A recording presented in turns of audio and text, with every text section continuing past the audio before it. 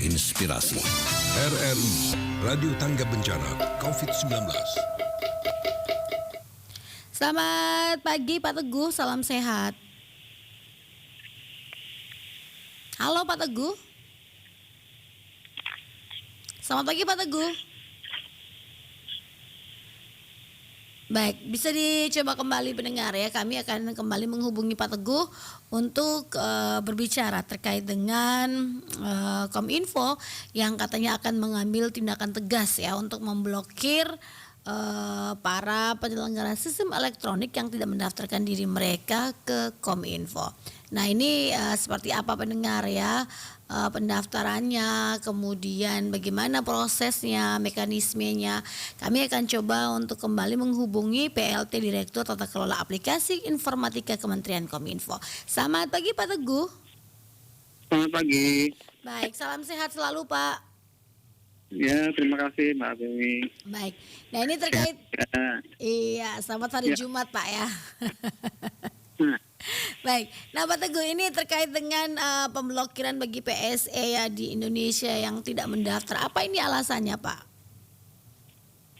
Ada beberapa hal sebetulnya. Pertama bahwa Peraturan Menteri Kominfo nomor 5 ya, yang merupakan turunan dari PP 71, yang merupakan turunan dari Undang-Undang ITE, menyatakan bahwa setiap penyelenggara sistem elektronik atau PSE wajib mendaftarkan dirinya ya, ke Kominfo.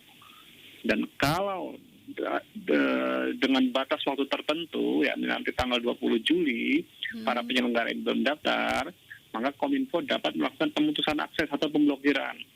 Nah, kenapa kita minta mereka mendaftar? Pertama, kita ingin memastikan bahwa mereka adalah entitas yang terpercaya di Indonesia, melayani transaksi dan masyarakat bisa menggunakan layanan tersebut dengan rasa aman. Kedua, Kominfo dalam hal ini pemerintah juga perlu mendapatkan peta atau gambaran dari setiap penyelenggara sistem elektronik yang menjalankan layanannya di Indonesia. Nah ini yang menjadi alasan kenapa mereka wajib daftar dan kenapa kalau mereka tidak daftar, pemerintah punya kewenangan menurut undang-undang untuk melakukan pemutusan akses atau pemblokiran. Oke, nah sampai dengan saat ini apakah sudah ada perusahaan teknologi yang mendaftar nih Pak Teguh? Sampai saat ini sudah ribuan, lebih dari 4.000-an penyelenggara sistem elektronik ya, platform atau perusahaan-perusahaan teknologi yang mendaftarkan di Kominfo, dan mayoritas memang mereka patuh mengikuti ketentuan ya. Mungkin ada beberapa penyelenggara lainnya yang masih dalam proses gitu. Oke, dan ini masih diberikan kesempatan hingga di batas akhir 20 Juli 2022 nih Pak.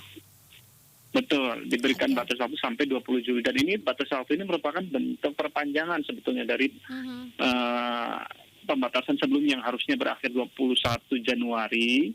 Kemudian karena ada penyesuaian sistem untuk penyelenggara asing, maka diperpanjang sampai 20 Juli, sehingga waktunya lebih dari cukup untuk melakukan pendaftaran, dan pendaftaran dilakukan secara online, cepat, tidak berbayar.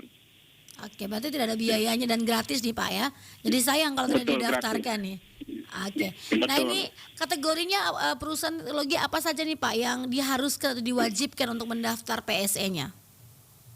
Baik, terima kasih. Ada 6 kriteria penyelenggara atau platform ya, yang wajib daftar di Kominfo. Pertama, kalau dia menyelenggarakan atau mengelola dan mengoperasikan penawaran perdagangan barang dan jasa dan atau jasa. Kemudian yang kedua, jika penyelenggara tersebut mengoperasikan layanan transaksi keuangan. Jadi kalau transaksi keuangan berkaitan dengan sistem pembayaran seperti GoPay, Traveloka, Yoku dan kawan-kawan ya. Kemudian yang ketiga, yang berkaitan dengan pengiriman materi atau muatan digital berbayar seperti Spotify, Netflix, iFlix dan sejenisnya. Jadi layanan on demand biasanya. Kemudian yang keempat, penyelenggara yang mengoperasikan layanan komunikasi, termasuk di situ ada pesan singkat, SMS, panggilan suara, video call, email dan lain-lain, termasuk juga media sosial, jadi seperti WA, Facebook, Google, Gmail dan lain-lain. Kemudian yang kelima adalah penyelenggara layanan mesin pencari, termasuk juga layanan pencarian untuk musik, video, jadi seperti Google, Bing, Yahoo dan kawan-kawan, mereka wajib mendaftar.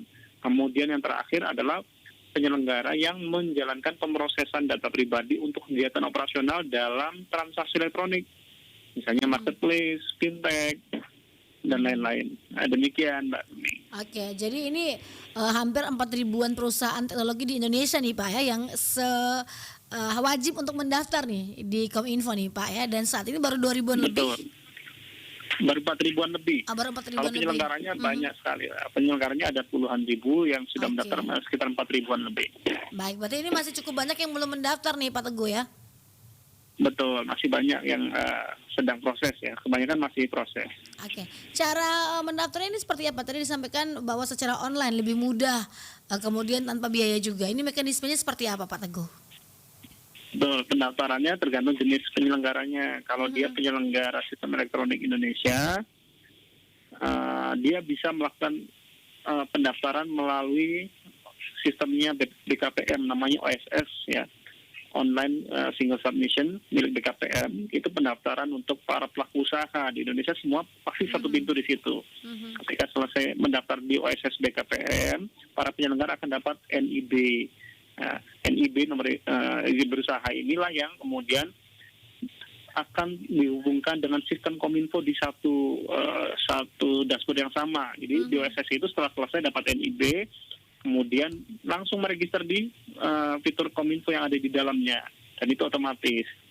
Itu kalau misalnya penyelenggara sektor Indonesia dan penyelenggara asing tentunya yang akan membuka layanan di Indonesia. Kalau dia penyelenggaranya sektor fintech, keuangan, izinnya bisa melalui OJK. Nah, jadi mendaftar sebagai penyelenggara elektronik, baru dari situ bisa mendaftar sebagai penyelenggara fintech di OJK. Jadi satu layanan juga ya, di dalamnya. Dan kemudian Kominfo tidak melakukan verifikasi satu persatu dokumen, tidak. Semua isian yang diisi oleh para penyelenggara kita anggap lengkap, maka secara otomatis sistem akan mengenerate tanda daftar penyelenggara. Dan Kominfo melakukan pemeriksaannya kapan? Post audit. Jadi semua tetap diterima dan mendapatkan tanda daftar, dan baru kita lakukan post audit. Kita audit setelahnya. Baru setelah kita temukan ternyata ada yang tidak benar, data yang tidak update, dan saya ada pemalsuan, nah baru di situ kita kenakan sanksi ataupun notifikasi untuk perbaikan identitas ataupun para penyelenggaranya. Oke. Demikian. Syaratnya apa saja nih Pak Teguh? Sebetulnya siapapun bisa ya. Kita hanya meminta para penyelenggara itu mengisi misalnya nama sistem mereka apa, sektornya apa, URL-nya ada apa, formulirnya website-nya. ya, ada draftnya yang disiapkan di elemen online itu Pak ya? Iya, termasuk fungsi mereka, proses bisnisnya seperti apa. Hanya narasi-narasi. Termasuk juga ada jaminan, ada form, ada yang kita checklist, jaminan bagi penyelenggara untuk memastikan bahwa mereka akan memberikan akses dalam hal keperluan penegakan hukum ataupun pengawasan dari kementerian atau lembaga. Sisanya berkaitan dengan identitas dari sistem dan penyelenggara itu sendiri. Oke. Nah, sanksinya ini sampai dengan 20 Juli 2022 tidak mendaftar hanya sampai di pemblokiran atau ada sanksi lainnya juga nih Pak Teguh? Ya, pengenaan sanksi ini kita sebutnya sanksi administratif ya. Sanksi administratif itu kalau tidak daftar sama sekali, maka Kominfo dapat melakukan pemutusan akses. Jadi langsung diblokir. Kalau Pak Menteri kemarin sampaikan, ya tidak ada ampun, kita langsung blokir gitu. Okay. Kemudian, tapi pemblokiran ini kalau penyelenggaranya berkaitan dengan sektor terkait, misalnya penyelenggara layanan platform kesehatan, atau game, ataupun platform perdagangan, tentu Kominfo tidak bisa langsung melakukan pemblokiran. Karena itu wewenang dari kementerian lembaga untuk mengajukan langsung ke Kominfo. Jadi mereka yang verifikasi, mereka yang mengajukan siapa yang dilakukan pemblokiran atau pemutusan akses. Baru Kominfo mengeksekusi, jadi bukan Kominfo langsung. Harus ada rekomendasi dari kementerian lembaga untuk melakukan pemblokiran. Kalau ini berkaitan dengan platform yang dikelola oleh sektor. Kalau yang langsung dibawa Kominfo, ya Kominfo bisa melakukan pemutusan akses ya, dengan verifikasi mandiri dari Kominfo. Itu sanksinya berupa pemutusan akses. Tapi kalau misalnya mereka sudah daftar tapi tidak lengkap, ya sanksinya mungkin hanya teguran tertulis atau penghentian sementara, atau bisa juga kita mencabut tanda daftarnya. Demikian. Jadi tergantung pelanggaran bobot pelanggaran seperti apa. Oke, yang Demikian Mbak Feni. baik. Yang terakhir Pak Teguh, apa yang ingin disampaikan himbauan atau ajakan, silakan, khususnya bagi para penyelenggara sistem elektronik ini sendiri. Baik, bagi penyelenggara sistem elektronik, tentu kami menegaskan sesuai dengan komitmen pemerintah dan itu disampaikan oleh Pak Menteri Kominfo bahwa batas waktu pendaftaran itu tanggal 20 Juli. Ya. Jadi kami berharap semua penyelenggara mulai melakukan pemrosesan pendaftaran. Dan kalau ada kendala, ya, tentu kami punya layanan 24 jam. Bisa cek di website kami, ada layanan WA, ada kita via Zoom. Bahkan kita bisa memberikan guidance step by step-nya ada. Kami siap membantu untuk memastikan bahwa pendaftaran berjalan dengan baik. Kalau ada kendala teknis bisa langsung sampaikan ke tempat kami. Ya, kami memastikan tolong penyelenggara patuh dengan ketentuan pendaftaran penyelenggara sistem elektronik ini, ya, agar masyarakat percaya bahwa penyelenggara adalah entitas yang legal, diakui di Indonesia, dan juga memberikan rasa aman atau nyaman bagi pengguna atau masyarakat ketika melakukan transaksi bagi penyelenggara yang sudah terdaftar. Dan kalau tidak terdaftar sesuai komitmen, setelah tanggal 20 Juli, Kementerian Kominfo dapat melakukan pemutusan akses atau pemblokiran terhadap keseluruhan sistem ataupun sebagian sistem yang berkaitan dengan layanan penyelenggara.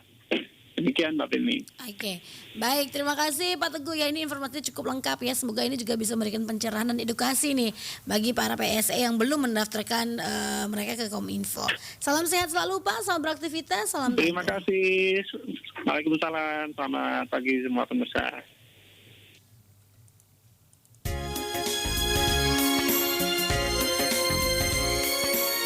Pro 1, kanal inspirasi.